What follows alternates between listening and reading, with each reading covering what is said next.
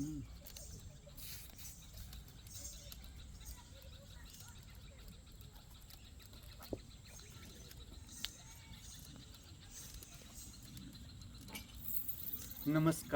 वंदन, प्रणाम। कृपया ओम हिमांशु श्री का हार्दिक वंदन, नमस्कार, प्रणाम स्वीकार करें। अवतरित होने को जा रही है गुरुवार की पवित्र संध्या। हो सकता है इस मृत्यु लोक पर, इस पृथ्वी पर आज की यह पवित्र संध्या बहुत सारे जीव शरीरों की जीवन की यात्रा का अंतिम पड़ाव हो।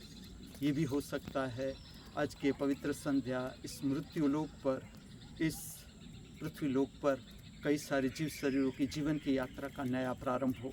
हम दोनों प्रकार के जीव शरीरों की आगे की कल्याणकारी मंगलमय जीवन यात्रा के लिए हमारी सभी की ओर से इस दिव्य स्थान से, इस पवित्र स्थान से शुभकामनाएं प्रार्थते हैं। मैं आपको ले चलता हूँ संध्या समय की पवित्र प्रक्रिया की ओर, अर्थात नृत्य पूजा का दर्शन, नृत्य सुदर्शनम प्रक्रिया की ओर, जिसमें आज मैं प्रकट करने जा रहा हूँ दो गुजराती रचनाएं।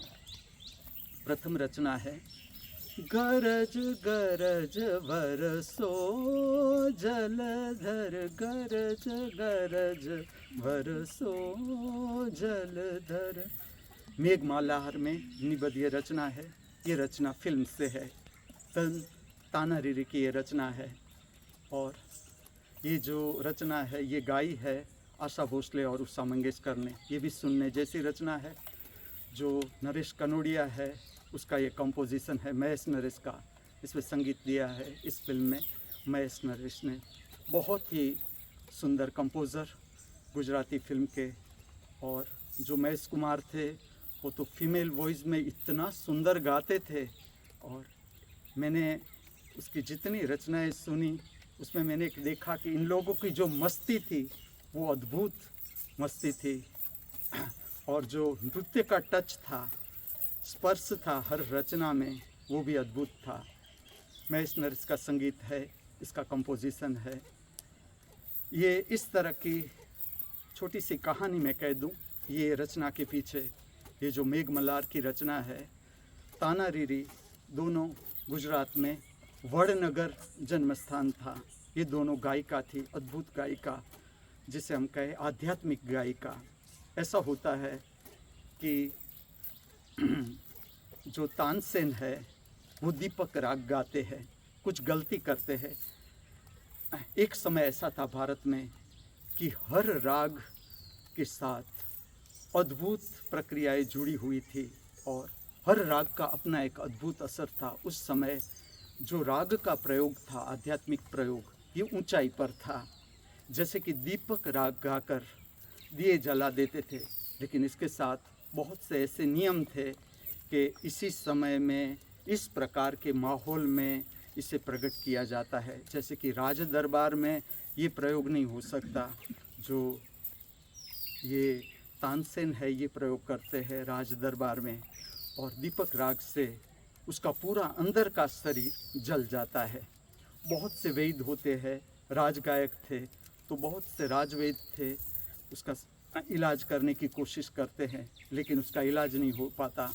आखिर में एक बहुत बुजुर्ग जो वैद्य थे वो बताते हैं कि ये राग से जला हुआ शरीर है, भीतर से जलन होती है, भयंकर जलन। तो कोई राग से मेघमल्हार गा के बारिश कर दे, ऐसा कोई संगीतकार मिल जाए तो ही संभव है कि इसकी ये जलन समाप्त हो।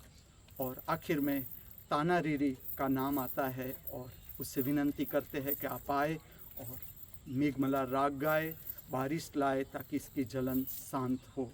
और तब ये जो मेघमल्हार गाते हैं, ये मेघमल्हार इस रचना में प्रकट किया हुआ है और फिर उसकी जलन शांत होती है।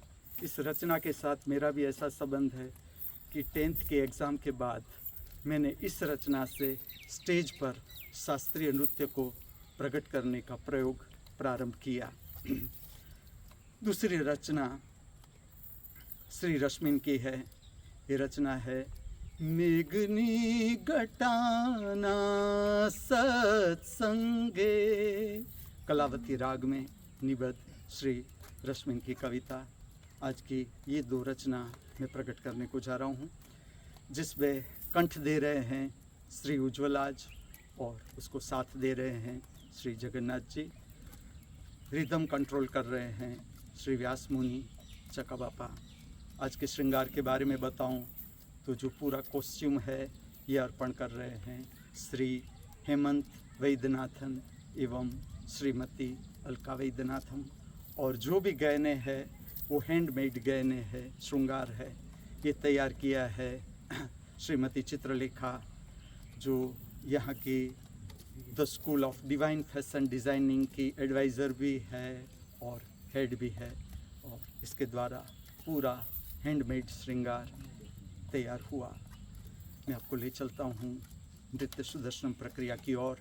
इस जगत के सर्व कलाकारों के भीतर बहती हुई कला की दिव्य शक्ति को हार्दिक वंदन करते हुए, प्रणाम करते हुए, हमारे सबके भीतर उपस्थित दृष्टा स्वरूप परमात्मा के चरणों में हार्दिक वंदन अर्पण करते हुए आज की संध्या समय की पवित्र नृत्य सुदर्शन प्रक्रिया की ओर।